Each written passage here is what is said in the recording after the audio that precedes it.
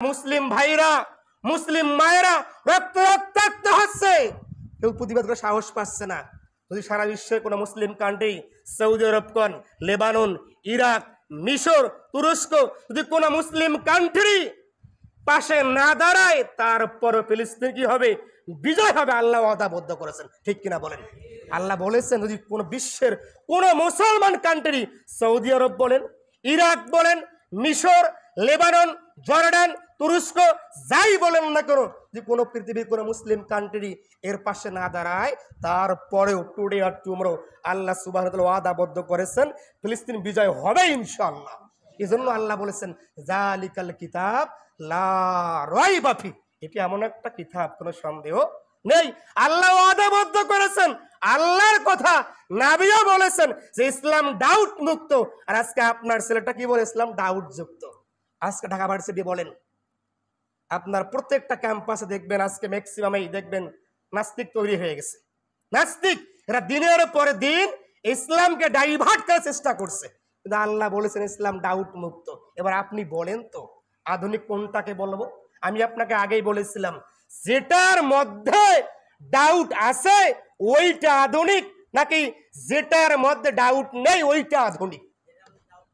তাহলে আজকে আপনার ছেলেটা রাতের পর রাত, দিনের পর দিন ফিজিক্স পড়ে, কেমিস্ট্রি পড়ে, বায়োলজি পড়ে, ম্যাথামেটিক্স পড়ে, জুলজি পড়ে, বোটানি পড়ে, বাংলা পড়ে, ইংলিশ পড়ে, এরা দিনের পর দিন বিজ্ঞান পড়তে পড়তে এতটাই বিজ্ঞানকে ভক্ত করেছে, ইসলামকে ডাইভার্ট করার চেষ্টা করছে। কিন্তু আল্লাহ বলেছেন যালিকাল কিতাব লা রাইবা ফি, এটি এমন একটা কিতাব যার মধ্যে কোনো বিন্দু পরিমাণ সন্দেহর অবকাশ নেই।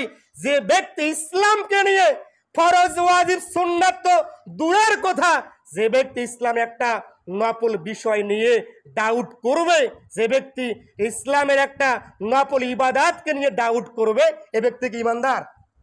এ ব্যক্তি কি কাফের না? আল্লাহ বলেছেন যে আমার কিতাবের কিছুটা মানে, অর্ধেকটা মানে না, এ কথা আল্লাহ বলেছেন। সূরা বাকারা খুলবেন, 2 নম্বর সূরা বাকারা আয়াত নাম্বার 85 আল্লাহ বলেছেন যে আফা তুমিনুনা বিবাদিল কিতাব ওয়া তাকফুরুনা বিবাস, কি যে ব্যক্তি কিতাবের অর্ধেকটা মানে অর্ধেক কি মানে না। তার মানে কি যেটা আপনার কাছে সহজ লাগে আপনি ওইটা অ্যাকসেপ্ট করেন, যেটা কঠিন লাগে ওইটা আপনি কি করেন? বর্জন করে দেন। এজন্য তো আল্লাহ আপনাকে বলেছেন সূরা হাসর খুলবেন, অধ্যায় 59 পাবেন, আয়াত নাম্বার 7 পাবেন। আল্লাহ বলেছেন যে ওয়ামা আতাকুমুর রাসূলু ফাকুযুহু ওয়ামা নাহাকুম আনহু ফান্তাহু, আল্লাহর নবী যা দিয়েছে তা তোমরা অ্যাকসেপ্ট মানে গ্রহণ করে নাও, ঠিক কিনা বলেন? তিনি যা নিষেধ করে তা তোমরা বর্জন করে দাও। তিনি বলেছেন, আল্লাহ বলেছেন ইসলাম ডাউট মুক্ত, ইসলাম সন্দেহ মুক্ত। জালিকাল কিতাব লা রাইবা ফি। এবার আপনি বলেন আধুনিক কোনটাকে বলবো? সায়েন্স, আর্টস, কমার্স, বিজ্ঞান, নাকি ইসলাম আধুনিক? বলেন।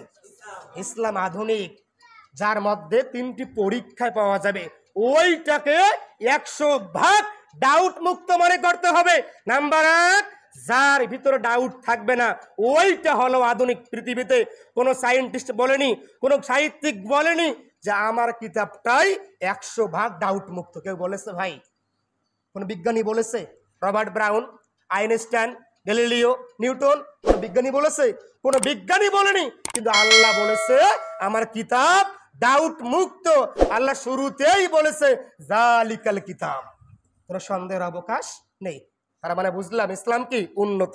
নাম্বার 2 পরীক্ষা, যেটার মধ্যে আপনার সব থাকবে ওইটা হচ্ছে কি আধুনিক। আপনার সায়েন্স, আপনার আর্টস, আপনার কমার্স, সামাজিকতা, নিয়মতান্ত্রিকতা, ডেমোক্রেসি, একজন লোককে সবকিছু দিয়েছে ভাই, দিয়েছে বলেন? আপনার সায়েন্স একজন মানুষকে সবকিছু দেয়নি, কমার্স একজন লোককে সবকিছু দেয়নি, আপনার আর্টস একজন লোককে সবকিছু দেয়নি, ডেমোক্রেসি একজন লোককে সবকিছু দেয়নি। ইসলামে আল্লাহ তাআলা সবকিছুই দিয়েছেন, বলুন সুবহানাল্লাহ। দেয়নি আল্লাহ? একটু আপনাকে দেখাই, দেখুন আপনি বুঝতে পারেন কিনা। সূরাতুল আলী ইমরান খুলবেন, 3 নাম্বার সূরা সূরা আল ইমরান অধ্যায় নাম্বার 3 3 নাম্বার পারা